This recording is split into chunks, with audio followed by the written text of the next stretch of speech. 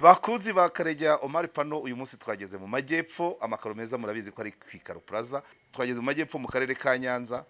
Abantu bahoraga bambaza ngo imyenda nyikura hehe, narabibabwiye. Ubu nageze mu ruganda ruyikora, uruganda rwa Nyanza Investment Group. Amashati menshi mukunda kubona ni hano nyakura, andi menshi nyakura abavandimwe baba muri Cote d'Ivoire bajya bayanyoherereza, ariko menshi yakorewe mu Rwanda, yakozwe na runo ruganda rukora nkuko mwabibonye mu ruganda imbere. Ahangaha naho bacururiza imyenda.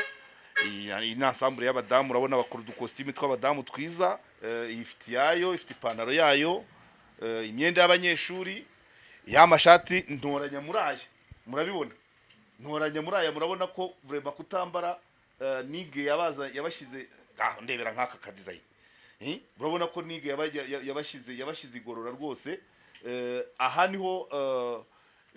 niho hambika KOP n'abandi bantu benshi bakora amarogo ku myenda. Ngira ngo mu gihe cy'amatora byari bishyushye. Reba nk'aka kambaro rwose ukaguriye umudamu, ngira ngo ntacyo wamuburana. Bakoze jaki. So Nyanza Investment Group isanzwe inyambika nkuko mbivuga, bamaze igihe bakora, ariko batangiye kumenyekana bakora imyenda mu gihe cy'amatora. Murabona ko hano haracyari imyenda ya FPR, mu mabara ya FPR, ariko n'abandi bantu, abanyamakuru ba televiziyo bashobora kuza bagafata imyenda hano, ushobora gukora komande. Icyo nashimye cyane nuko uru ruganda nararusuye, mwabibonye, rukoresha urubyiruko, abantu benshi b'urubyiruko, abantu benshi n'urubyiruko. Akarusho nabyo tuzongera tubivugeho, nuko bibuka no guha akazi abafite ubumuga. Tuzakora ikiganiro cyihariye n'abafite ubumuga bakorera muri runo ruganda ruherereye mu Gakiriro ka Nyanza. Ariko ahangaha turi ni aho bashyira ibyarangiye. Imashini zo murazibona ko bari ibicika. Urabona nk'uyu mwambaro rwose ni umusirimu rwose. Niyo waba uri senateri wawambara, niyo waba uri bishop wawambara. Imyenda ibyiciro byose mwabibonye ko nikoze muri mu majinisi. Amajinisi nayo yarahari. Mpereza Jackie amabazin. Yes, murabona ko badodi jinisi rwose. Akana k'umukobwa, iz'abagabo ziri he? Zana ndebe. Aba bantu baratudabagije, ntago bikiri ngombwa ko utubiza ijinisi i Burayi, ntago bikiri ngombwa ko utubiza mu Bushinwa cyangwa hehe. Yewe sina ngombwa no kujya i Masoro. Ibintu byose hano birahari. Ni uruganda rwaje. Yes, iyi ni koto. Vara. Donc ni uruganda Nyanza isanzwe izwiho ibintu by'ubudozi. Nkuko turi mu modoka, Ndekezi Jean Pierre atubwira amavu n'amavuko ya Mugandamure. Buriya ngo Mugandamure hariya hahoze hatuye umudaraza rero yari umudozi w'umwami, yadodaga imyambaro. Hanyuma yitwaga Mugande Amuri. Ahantu rero amenyekana nka Mugandamuri, birangira habaye Mugandamuri. So ntago ayo niyo mavu n'amavuko, nicyo gituma Nyanza izwiho cyane ibintu by'ubudozi. Noneho bikagera ku rwego rwo kuba bashinga uruganda. Jackie, iyi shati muyidoda iminsi ngahe? Amasaha 2. Voilà. Iyi shati nambara kuri KOP, nayambara kuri TV10, abantu mukarabya indimi mu masaha 2 baba bayirangije. Ngewe nkora design nkaboherereza kuri telefone, mezire zanjye barazifite. Uwo munsi shobora kurara nyibonye. Iyi ngiyi nubwo ntago batinze, inayikoresheje commande mu cyumweru gishize, ariko iyo yabonetse mbere, iyo nyishaka bari guhita bayinyoherereza. No kuvuga ngo ubwo ibigo by'amashuri, imipira, uniform, ibigo za TVET, amasarubeti ni wabo wayo, gukora logo, amataburiya. Iyi ngira ngo n'abaganga bayambara, n'abarimu.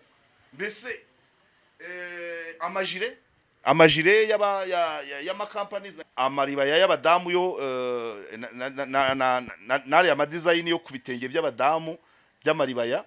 Donc nuvuga ngo ahangaha iyo byiswe uruganda mwabonye amamashini bafite harya ni 70 ingahe Jackie? 60. Imashini 60 izikata ibipesu, izitera bara urabona ibigo by'amashuri, kandi kubera ko bakora vuba ni ukuvuga ngo komande y'ikigo cy'ishuri ishobora kutarenza ukwezi. So nabashuti banjye rero ntabwo ari ukwamamaza gusa, ngewe iki kiganiro nkikoze kubera ko mbizi neza ko amashati nambara, nubwo harabambwiye ngo iyo ndi kuri KOP ngo nambara nabi, ngo nagera kuri TV10 ngo nkambara neza, noneho nkakunda no kuyahina. Harabampaye romarike ngo sinkage nzihina, dore iyi ngina yambaye uko yakabaye.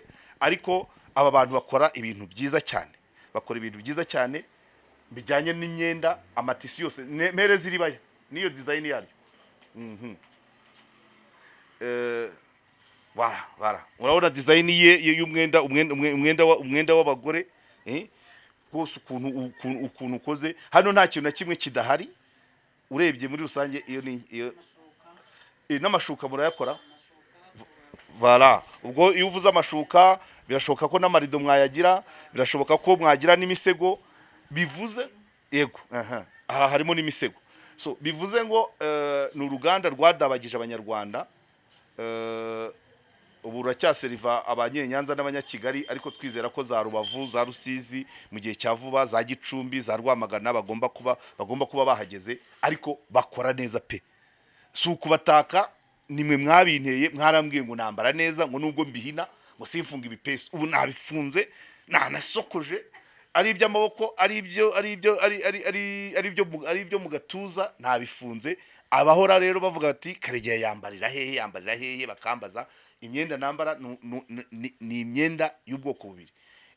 Iya hano muri Nyanza Investment Group n'indi va Cote d'Ivoire, kandi yo muri Cote d'Ivoire ntabwo ari myinshi cyane, ntabwo irenga 10. Ariko ahangaha uko shatse design ko gwagiye nkoreye aka design keza, mpita nkohereza kuri WhatsApp bagahita bakankorera. Niyi ngiyi ninge nayo designinze gutya. Ikiza cya design nuko bidasaba ngo umwenda wambaye ejo uzahure n'undi muntu usange awambaye. Ariko kwa kundi abagariso doneri ujya mu bukwe ukaba ufite abafiye doneri n'abagariso doneri, ushobora kuza hano ugakora komande bakagenda bambaye kimwe. Niba ufite gahunda amakorari hari korari yewe abagabo bo muri ya korari yanjye y'Ikarembo nzabakoreshereza komande hano. Ndabyibuka ko natanze ibitenge by'abadamu. Abagabo bo muri ya korari ya Karembo nibamara kubafungurira urusengero bazahitamo, nzabagurira amashati ya hano, amashati 20 cyangwa 15 20 azaba hagije.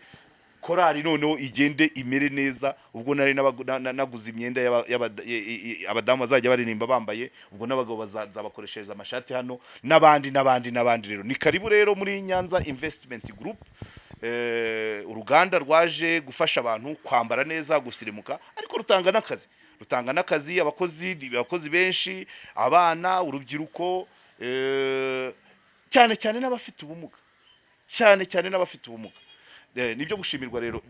Tubibutsa rero ko amakaro meza ni ku Ikaro Plaza hariya i Remera imbere ya gare, utambitse munsi ya station ukagera hirya, ibikoresho byose byo kurangiza inzu barakudabagiza, niko navuga. Hanyuma n'abandi bafatanya bikorwa, Mwarimu Clement, kubashaka kwiga amategeko y'umuhanda bakeneye za permis, muhamagare Mwarimu Clement 0782 48 37 naho ku Ikaro Plaza ni 0783 250 So mwakoze cyane rero. Ubu rero naje kumara iminsi 2 mu karere ka Nyanza, aho tugomba gukurikira, tuje kuganira n'abarokotse jenoside yakorewe Abatutsi ku rubanza ruri kubera mu Bufaransa rwa Biguma Hategekimana Philippe alias Maniye. Tuzagerageza kuganira abarokotse jenoside, abatanga buhamya, abayobozi. None dumaze no gusomwa, tugomba kuganira n'abatuye ahangaha mu karere ka Nyanza, tukaganira tureba ese bakiriye bate imyanzuro y'urubanza. Iyi Nyanza rero mureba najyaga nkunda kuyivuga, noneho nayigezemo nkavuga nti ni Nyanza igizwe n'amaprefegiture 4.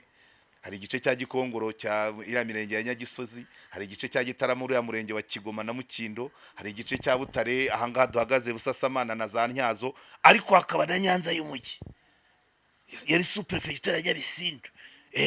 Ubwo rero aha niho ndi kuko twaje tureba mu butansinda bwa Kigoma na Muyange, ku Mutakura, ku rutare rwa Kamegeri, turaza inzira yose. Ubu turi hano mu kanya turajya Imwima na Mushirarungu. Imwima burya yari ubundi uriya musozi wahoze witwa ngira ngo Rungu, ariko himira umwami bahita Imwima, hanyuma nanone Irungu rirahashira kubera ko ibwami ingoma zahoraga zivuga. Tukabona Mpanga, tukabona Nyarwabicuma, mbese kandi suhuze n'abantu benshi bahangaha bishuti zanjye aba tudaherukana. Ngiye nizano hirya kuri Kristo, umwana wanjye yiga hano kwihanika, uwo n'umuhungu, umukobwa yiga muri Lycée de Nyanza. Murumva ko KOP na Nyanza mbese ni mahwi kana suhuze na gitifu wa Busoro na meya nari naramubuza, ariko ejo ndava hano tubonanye. So mwakoze cyane kuri KOP, ariko rwose nibaze ko mubonye ibanga tugendana n'abari hanze muri diaspora. Mushobora gukora commande iyi myenda ikabasanga iwanyu, hanyuma abari kuza muri vacances za Noheli ntimuzagende munatwaye imyenda yo muri Nyanza Investment Group. Nyanza Investment Group namwe ndababwira ngo nimujye mu by'iminsi mikuru ngo mukinge iri duka riri gafunge, mujye mugeza nibura saa 4, ubundi abakiriya babakeneye bababone. Mwakoze cyane.